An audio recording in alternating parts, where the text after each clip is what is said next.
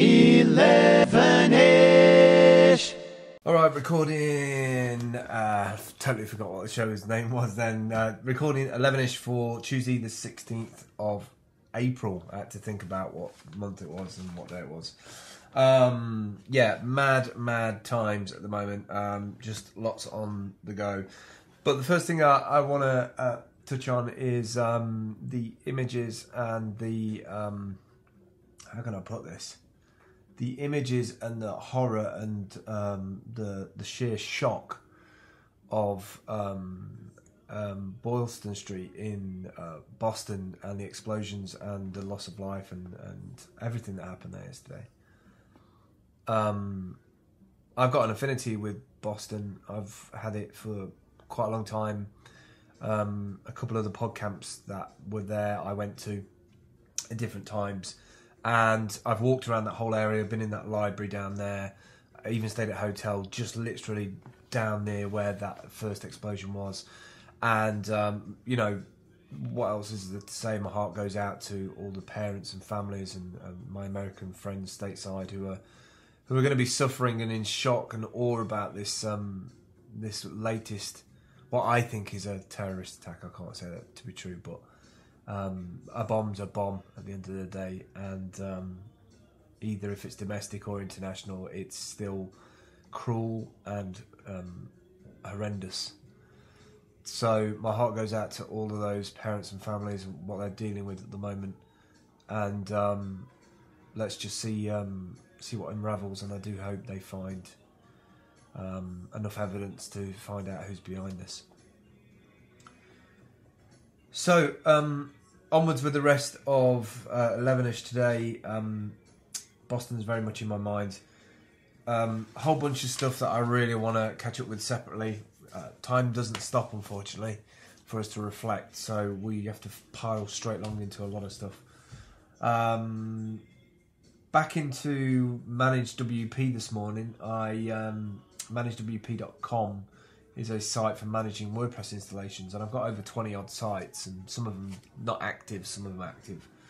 And did an update this morning on about 16 or 17 of those sites, put new WordPress on there, put new plugins and updates and all that sort of stuff. ManageWP, if you've got more than one WordPress, if you've got like 3 or 4 WordPress installations, brilliant tool. Might not necessarily be cheap for some people, but I think it's absolutely worth it.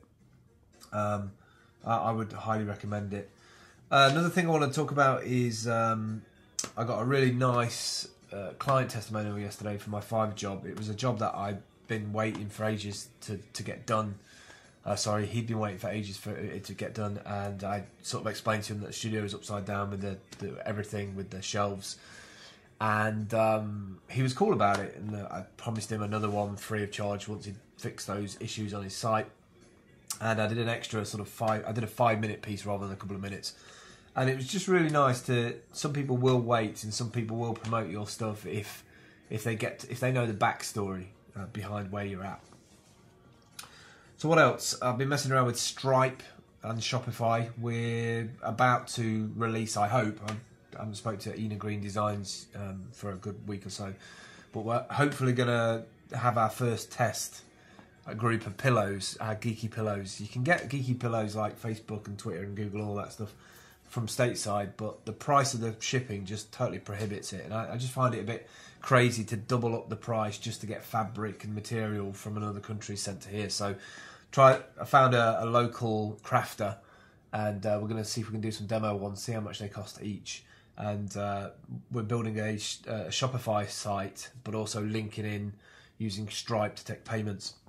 Stripe have got some really interesting development tools for building on mobile as well, so I'm really sort of excited about being able to build like a studio app, Seller 54 app for our content, but also a shop bolt on there to be able to buy pillows, Rattler projects still in my mind, especially after I moved these boxes together, and you can see how a Rattler would look.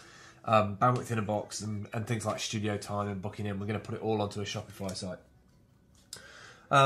Been thinking about doing some videos about Pinterest and also Getpocket, Flipboard and Buffer, how those all combine together to be sort of one of the major places that I go and look at every day in terms of putting stuff out there on the web, capturing it, but also putting it out there. I use Flipboard to go through all the news articles. I send it all to Pocket or getpocket.com, and then on the iPad app I also then buffer some of that stuff to tweet out later on so people can see what I've been looking at, and it's just a really nice process. I thought about doing a video on it. I'm going to be asking everybody to help me get endorsed on People Per Hour soon. I've only got 2 People Per Hour jobs on there, and it's pretty old stock, to be honest. I need to redo all that. So, yeah, endorsing on People Per Hour. The other good news that I've had is Kickstarter have validated, finally, my ID. I had to put in finish it off with my IBAN account number today.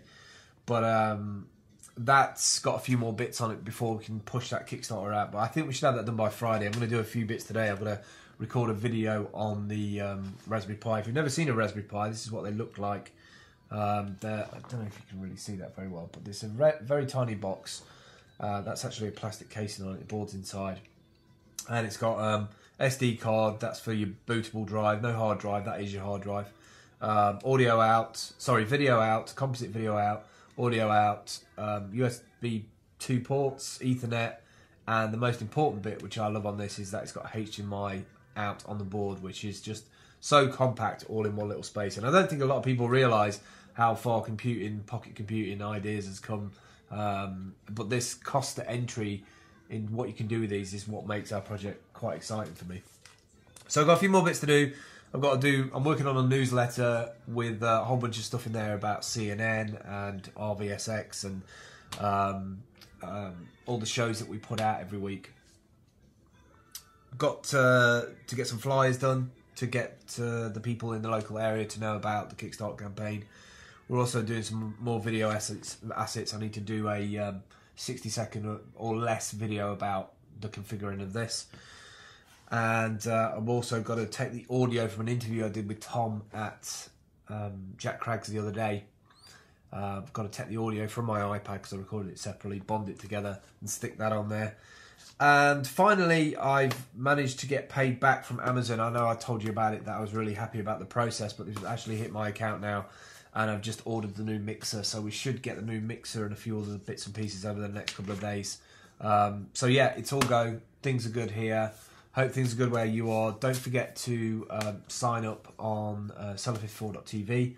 I've also got a link that I'm going to be sending out on Twitter today, how to sign up to my newsletter, so you get a post when this Kickstarter thing goes live. And if you can sign up to that, that would be awesome. I'll catch up with you soon. Thanks for watching. Bye.